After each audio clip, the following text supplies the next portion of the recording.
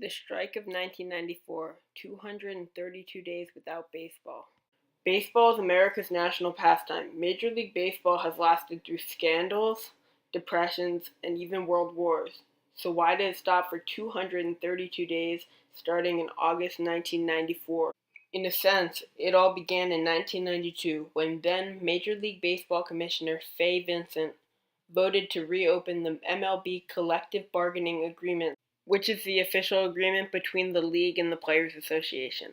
When the collective bargaining agreement was reopened, the MLB owners pushed for a salary cap, which was a way to depress labor costs, among other suggestions which included no more salary arbitration, a split of players' licensing revenues going to the owners, and a decrease in the players' share of revenues. On December 31st, 1993, the collective bargaining agreement CBA 7 expired. At this point, negotiations started to heat up. On the players' side, negotiations were led by MLB Players Association Director Donald Fair. Donald Fair joined the MLBPA, the Players Association, in 1977 as general counsel. Later on, he successfully negotiated the $280 million settlement of free agency collusion cases, before eventually fighting for the players against salary caps.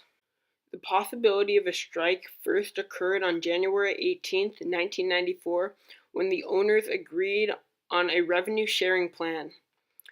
Head of the Owners' Executive Council, Bud Selig, told the owners that if the players didn't agree to a deal, that they should be prepared to lock the players out and use replacement players instead. A couple of months later, the two sides, owners and players, held a negotiating session in St. Petersburg to start discussions. The union formally rejected the salary cap proposal and asked for arbitration after 2 years and an increase in the minimum salary. As the chief labor negotiator for the MLB owners, Richard Ravitch set a strike date for August 12th if things weren't resolved. As negotiations never came close, August 12th, 1994 is a day that will forever live in infamy. If this strike continued, the postseason would be canceled, leaving the league without a champion for the first time in 90 years.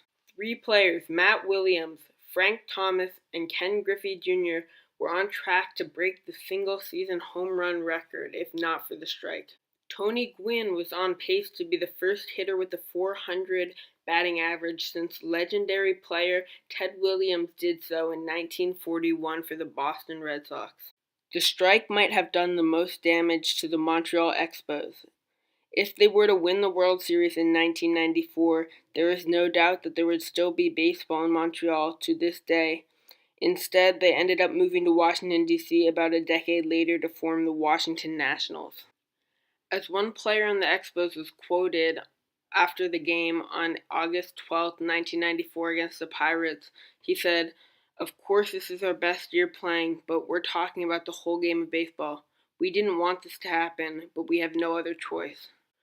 On September 14, 1994, the rest of the MLB season and postseason were canceled, which officially stopped many milestones from occurring. In November, the owners announced that they were going to unilaterally impose the salary cap and open spring training with replacement players if the strike was not settled. However, Toronto was an exception to this plan because the scheme would violate Ontario's provincial law. President at the time, Bill Clinton, an avid baseball fan, was not a fan of the strike. "America has been living without baseball for too long," Clinton said during January of 1995. Clinton set a February 6th deadline to make substantial headway towards ending the strike. He warned that the government would ask a federal mediator to propose a solution if substantial headway was not made. After President Clinton spoke out on the topic, MLBPA Director Donald Fehr spoke out on the matter. "Major League players welcome today's action by President Clinton to stimulate a resumption of bargaining and intensive mediation.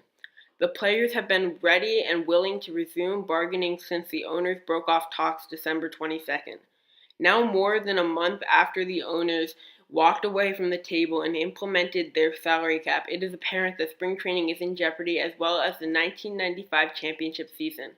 We hope the owners well agree to return to the bargaining table. February 6th passed by, and the deadline had still not been met. The next day, mediator and former Labor Secretary Bill Usery recommended a solution: a 50% luxury tax on payrolls above $40 million in free agency after 4 years, a plan that was quickly rejected by the players' union. For one final negotiation push, Bill Clinton hosted negotiators unsuccessfully in the White House's Roosevelt Room. The owners rejected the president's exhortation to submit binding arbitration. On February 16, 1995, ball clubs started spring training. However, because the players were on strike, they had to use replacement players instead. The replacement players were players who had little to no MLB experience and were not affiliated with the MLBPA. They were not paid very well either. Some made $5,000 with a bonus of $20,000 if they made it to opening day. On March 14, 1995, the National Labor Relations Board issued an unfair labor practice charge against the owners. A couple of weeks later, the National Labor Relations Board voted 3-2 in favor of authorizing an injunction. The 3 votes came from Democrats and the 2 votes came from Republicans. If this injunction was to hold up, the players would end the strike. On March 31, 1995, U.S. Federal Justice Sonia Sotomayor upheld the injunction and the players called off the strike and baseball went back to normal. Eventually. The impacts were very heavy carrying over from the 1994 strike, as there was a 20% decrease in attendance from the previous season. The decision to continue in 1995 with actual players was important for one milestone. It allowed Cal Ripken Jr. to play the most consecutive games in history, with his milestone of 2,131 straight games, surpassing the great Lou Gehrig on September 6, 1995. The 232 days without baseball have shaped the past 23 years with baseball. As this strike is still one of the biggest labor conflicts in sports history, its compromises have allowed Major League Baseball to not have a stoppage in play since 1995.